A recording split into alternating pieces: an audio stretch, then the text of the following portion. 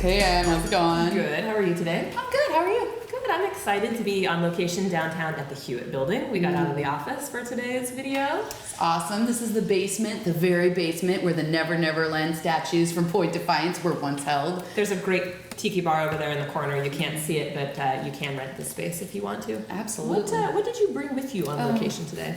This is a picture of my dear little kitten, Alfred Pennyworth. Oh, well here, I have a photo, I'm sure, of my dog. Let's see. Oh, here's Kelly. Aww. Yes. It's a little furry baby. Isn't she sweet? She is. Why is she in a box? Well, You keep your pet in a box? look, every pet owner has their limits. That's true. And when it comes to selling your house, you need to have a plan for your pet. I see where we're going with this.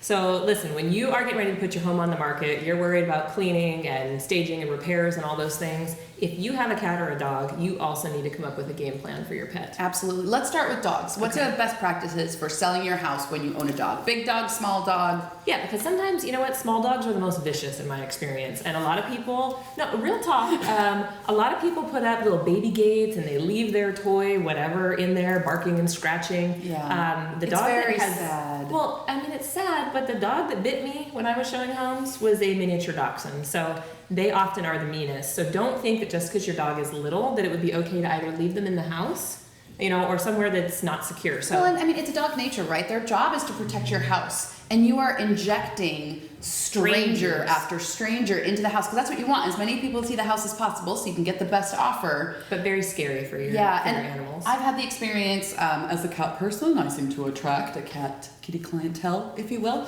And you know, some people are uncomfortable around dogs. They're afraid of dogs. That Yeah. they've been bitten. You know, they're scared. Even if your dog is the nicest dog in the world, they just won't want to go in, or they won't be comfortable in your house. Well, often one of the things I find if you're out with buyers, it'll rush your showing. So if Definitely you've got, rushes the You know, showing. even if you put your dog in the garage or you lock them in a kennel in the laundry room, they're barking, they're whining, or they're sad, and your lovely, sympathetic buyers are very concerned about them. So Yeah. think about a plan for your dog. Sometimes I'll tell people, think about kenneling your dog for the first week. Sending them to grandma's house. Yeah, if you've got a trusted pet sitter, something like that, because you're going to have more showings, more activity at the house. It will help you keep the house clean. Absolutely. Because no matter how much we love our pets, they do produce a lot of pet hair, Yeah, and that's not a absolutely. good thing when you're first getting on the market.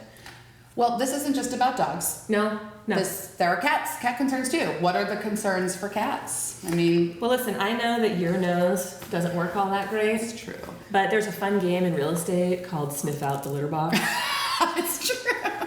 When you're going through a house and you sort of faintly smell it in the air and you're They not do sure poop where in it the is. house.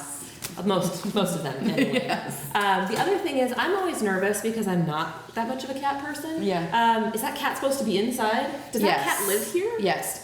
And not only that, I don't know about your cat, but my little Alfred, he wants to be outside, and he's not allowed to go outside because he gets in kitty fights. Right. So they are like ninjas. And if you have, They sense your weakness. They sense your weakness. I am gifted at keeping my cat in the house. But, you know, if you have strangers coming over to your house, it's very hard to keep the cats in. So sometimes neighbor cats are coming in, and that's not the people's cat. Sometimes, I mean, the cats are crazy. So anyway, I think if you're how would you suggest to deal with the cats? I think cat person to cat person, in an ideal situation, if they can go, even just like dogs, if they can go somewhere else, that's the best situation, because then there's no litter box at all, and there's no worry of little Fluffy escaping into the nether and having real estate agents in their little heels and their little suits chasing cats up and down the street. Or I had somebody who put a house on the market and did a really good job a few weeks, if you know you're going to list, a few weeks before, got one of those nice little cat condo litter boxes that was Right. very discreet, found a new location in the house to put it that was more out of the way, and started sort of training the cat to get used to it. That's a great idea. Well in advance. If you know, a lot of times people are selling condos. There's really only one spot you can put the litter box, and you know, we don't all have the option of loaning our cats to someone else to watch for a while. So